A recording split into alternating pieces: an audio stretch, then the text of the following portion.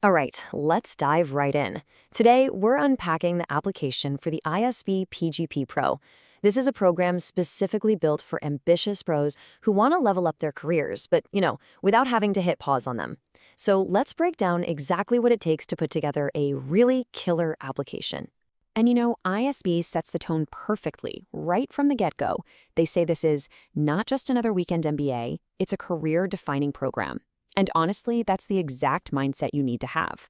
This isn't just about getting another certificate. It's about a real transformation.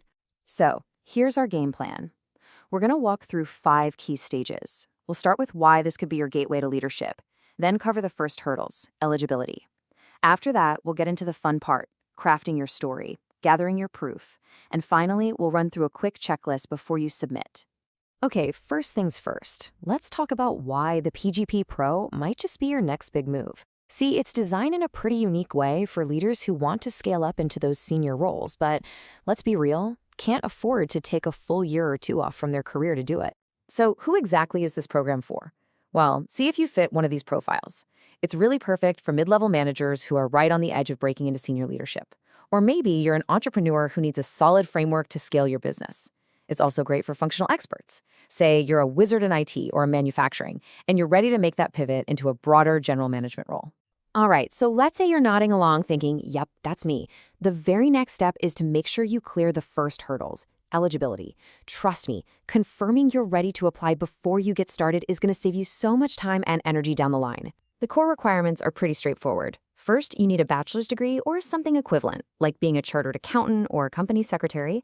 And second, you have to have at least 5 years of full-time work experience under your belt by June 30th, 2026. Make sure you look at that date closely because it's a hard cutoff. And here is some fantastic news, especially for busy professionals. ISB does not require any GMAT, GRE, or CAT scores for the PGPpro. This is a total game changer, right? It means the admissions team is putting 100% of their focus on your actual professional track record and your potential as a leader.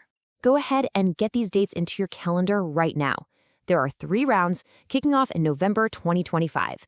Now, while they evaluate every round just as seriously, applying in round 1 or 2 is usually a smart move. It tends to give you a better shot at your preferred interview slots and just a little more time to get your financing and planning in order. Okay, with all the logistics handled, we can get to the real heart of your application, and that is crafting your story. Your resume and your essays, this is where you go beyond just being a list of dates and job titles. This is where you build a compelling narrative about who you are and, more importantly, where you're going.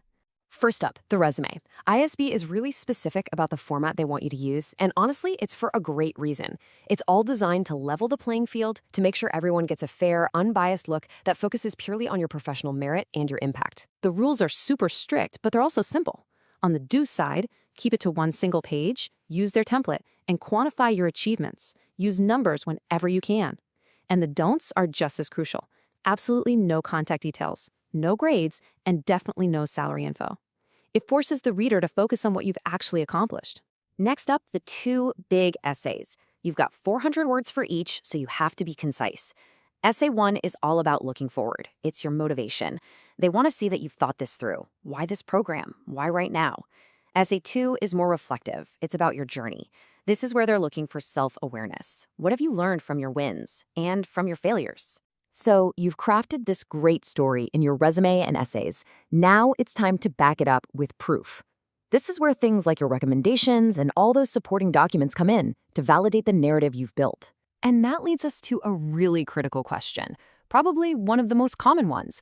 Who on earth should you ask to write your recommendation? My best advice? Stick to professional contacts who've actually seen you in action. Your current boss or a manager from a previous job is perfect. If you're an entrepreneur, a key client, a vendor partner, or a co-founder would be great choices. The big no-nos, friends, family, or old professors. The admissions committee needs a professional take on your skills, not a personal one. Okay, and here is a super crucial tip that can literally make or break your entire application. Your recommenders absolutely must submit their feedback before your deadline, and they have to use their official corporate email address to do it. An application that's missing a recommendation is considered incomplete, and it just won't get reviewed. Period. All right, we are on the home stretch. You have done all the heavy lifting. Now it's time for that final critical step, the pre-submission checklist. Let's just make sure everything is absolutely perfect before you click that submit button. Okay, let's run through this rapid fire. First, is your resume in that mandatory ISB format? Go back and double check that you've removed all that forbidden info we talked about. Second, your essays. Are they both within that strict 400-word limit? Remember, being concise is a skill they're actually looking for here, so don't go over. Third, have you actually logged into the portal to check that both of your recommenders are marked as submitted? Don't just assume they did it. You need to see it for yourself. And finally, are all of your uploaded documents crystal clear? Can you read them easily?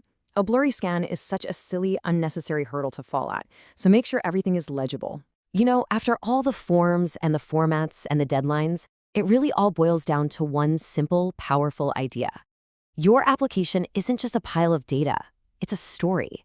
And it's a story that only you can tell. So the only real question left is, what story will you tell?